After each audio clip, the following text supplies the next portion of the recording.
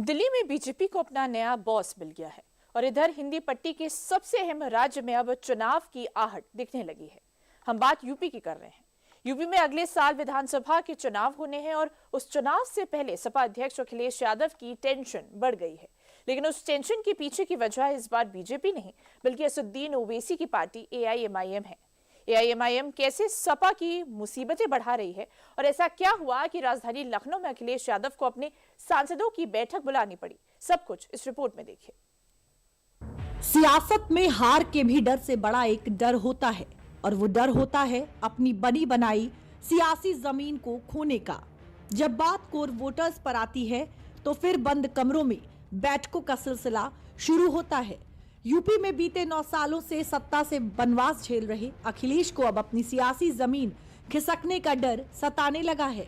UP में अपनी सियासी बिसात बिछाने और कोर वोटरों को खिसकने से बचाने के लिए अखिलेश यादव ने लखनऊ में अपने सांसदों के साथ मीटिंग की है। पीडीए को मजबूत करना है और 27 में पीडीए की सरकार माननीय अखिलेश यादव जी के नेतृत्व में बनाना है, जिससे इस प्रदेश के किसानों का, इस देश के शिक्षकों का और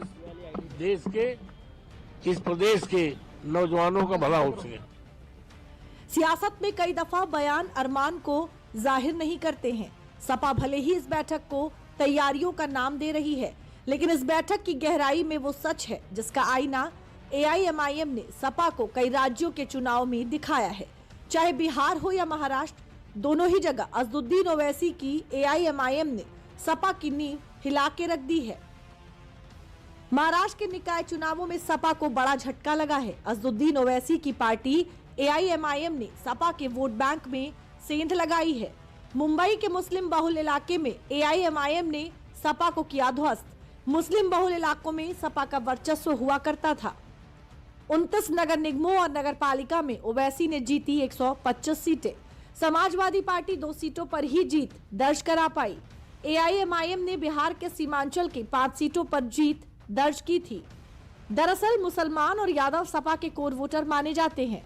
बिहार में भले ही समाजवादी पार्टी ने चुनाव नहीं लड़ा, लेकिन सपा की समर्थन वाली आरजेडी को मुस्लिम बहुल सीमांचल में करारी शिकस्त मिली थी। ओवैसी के एआईएमआईएम ने आरजेडी के वोट बैंक में सेंध लगाई है और ये सिलसिला बिहार में ही नहीं रुका, बल्कि महाराष्ट्र के निकाय चुनाव में भी ओवैसी की धमक दिखाई दी। अब चूंकि यूपी में चुनाव है तो सपा को ओवैसी का डर सताने लगा है और ओवैसी ने भी ऐलान कर दिया है कि वो यूपी में दरी बिछाने का काम नहीं करेंगे। उत्तर प्रदेश में तो जाएंगे, उत्तर प्रदेश में दरी नहीं बिछाएंगे। उत्तर प्रदेश में एमवाई पीडीए का ये सब झूठ बातें करते हैं ना, उनके खिलाफ जाएंगे। आप निश्चिंत रहिए। आपको हम बनाने में कौन सा सर आसमान गिरने वाला है। आप देखिए जितने मुसलमानों ने बड़ी तादाद में वोट दिया है, क्या ये लोग बीजेपी को रोक पाए, एनडीए को रोक पाए?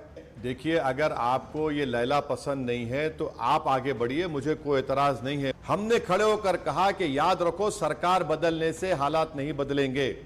सीमांचल को बदलना है तो एमआईएम को कामयाब करो। सरकार बदलने की बात की, आप तो अपने विधायक को नहीं जिता पाए।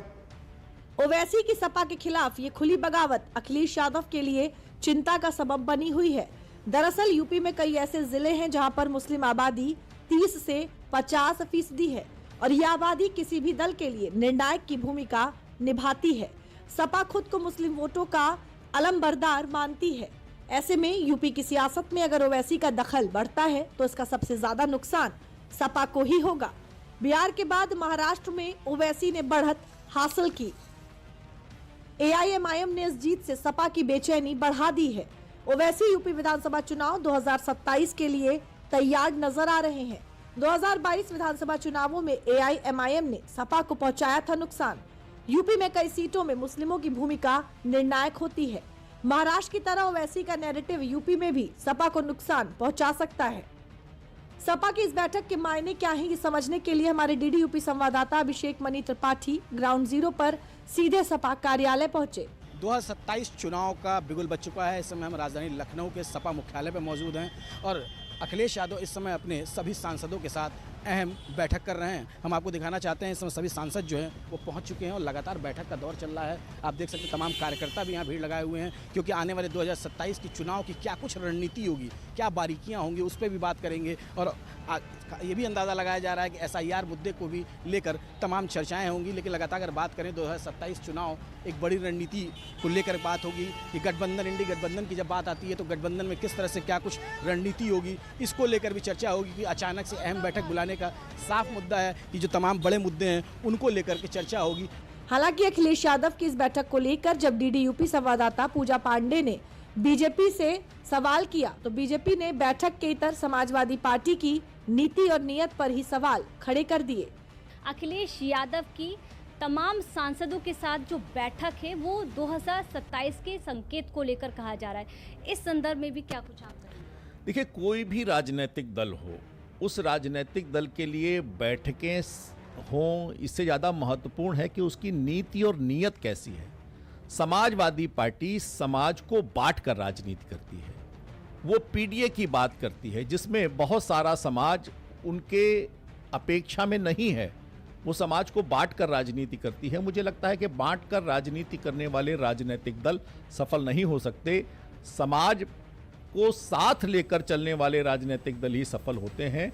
इसलिए समाजवादी पार्टी को चाहिए कि वो बैठक करने के बजाय अपनी नीति और नीयत में परिवर्तन करें। सपा अध्यक्ष अखिलेश यादव का अपने सांसदों के साथ बैठक चुनाव की तैयारियों के साथ सपा की बेचैनी को जगजाहिर कर रहा है। सपा अब यूपी में बीजेपी और AIMIM से भिड़ने का प्लान कर रही है, टेक प्लान पर काम कर रही है।